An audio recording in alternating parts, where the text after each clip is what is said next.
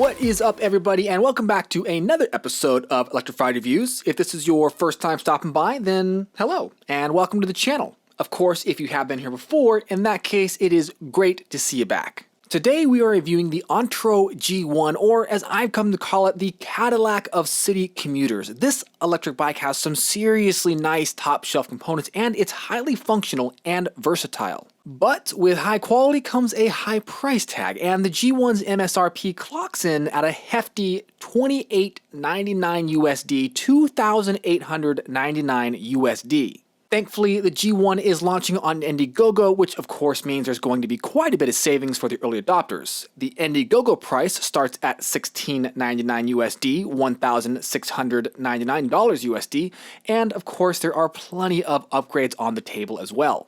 The G1 comes in 3 different frame sizes that can comfortably accommodate riders from 5'2" all the way up to 6'5", and it comes in 2 different colors, a matte pearl white and matte mineral gray. The raised, slightly swept back handlebars and overall geometry on the G1 make for a comfortable upright riding posture, and the low standover height makes it incredibly approachable.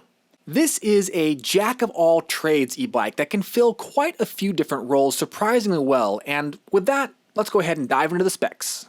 The G1 has a Vinca 350 nominal watt, 720 peak watt mid-drive motor with a very sweet 80 newton meters of torque.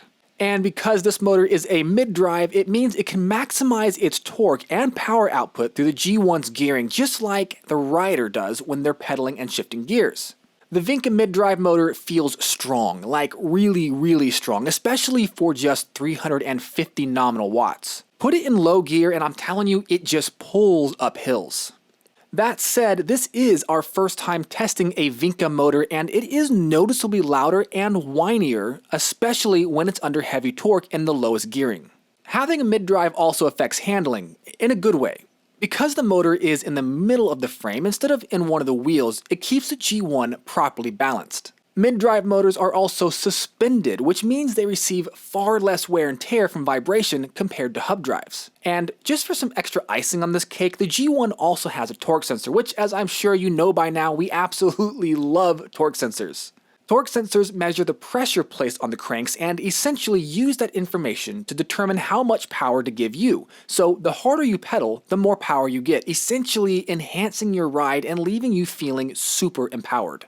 The Vinca mid-drive will bring the G1 to a pedal assist and throttle top speed of 20 miles per hour or 28 miles per hour if you want to pay an extra $49 for an upgrade. Honestly though, it feels like this should just be a standard option that's included with the bike, not a paid upgrade. Now, just a note here, the G1 we received for review is a prototype, so it actually doesn't have a throttle on it, but the final version will.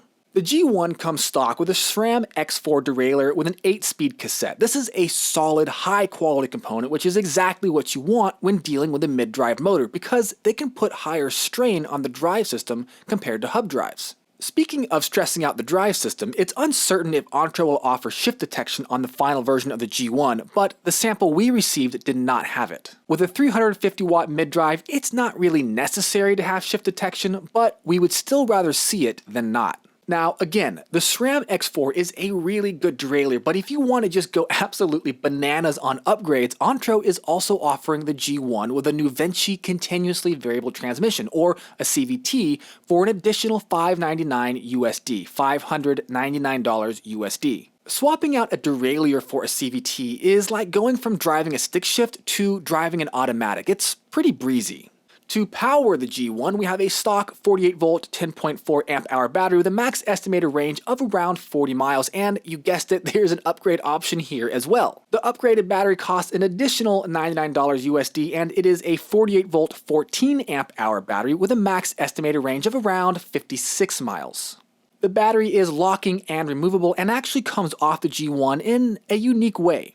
Instead of sliding off like most e-bike batteries, this one kind of pivots out. But the coolest things about these batteries is that they are interchangeable with all of the e-bikes from Ontro.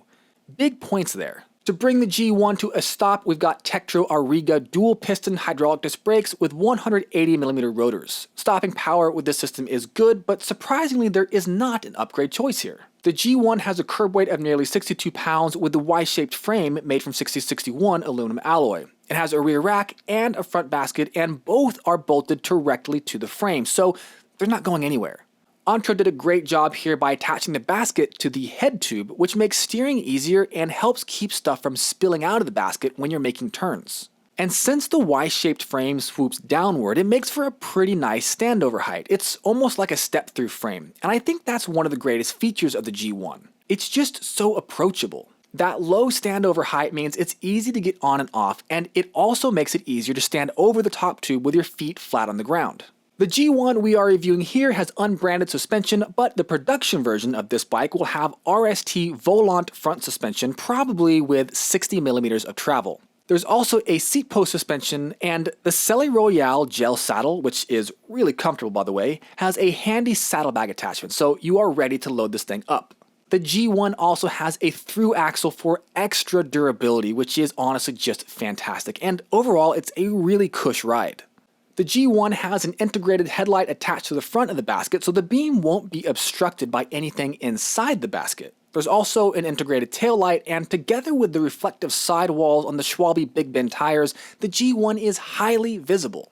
When it comes to wire management, Ontro did a fine enough job here, though it would be nice if they were grouped together and actually wrapped. Thankfully, they are internally routed, which does keep it looking fresh.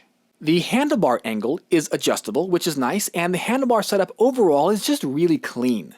The display/button pad combo is on the left side of the handlebars, and the LCD screen is perfectly visible even in direct sunlight, so big points for that. The G1 is going to excel in a lot of different areas. It's a city commuter, it's a hill crusher, it's a cargo carrier, it's a light trail rider. It really is a jack of all trades, and it comes stock with some solid components. Alright, that is it for the review of the G1, so let's take it out for a spin.